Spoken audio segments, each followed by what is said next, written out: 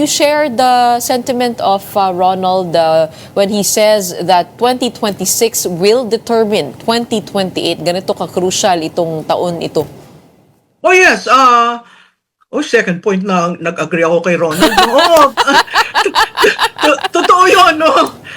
Sa career ko, never masyado ako nag-agree kay Ronald. Pero totoo yun, 2026 is a determinant year because most of those planning to campaign for the 2028 elections will have to announce their intention by December 2026. So all these things leading up to that announcement date is very crucial. Yun nga lang, sa tingin ko napakahirap basahin kung magkasabay yung dalawa kasi napakahirap ang neutrality doon, no?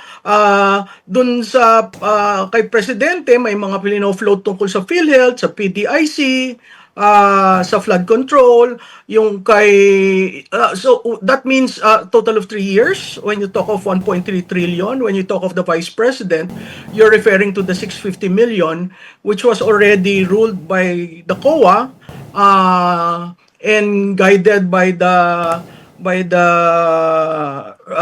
memorandum on the use of confidential funds. So let's see how it will play. It's going to be really exciting. Sinabi ng isang congressman, exciting daw ang pagpasok ng Pebrero. I agree with that.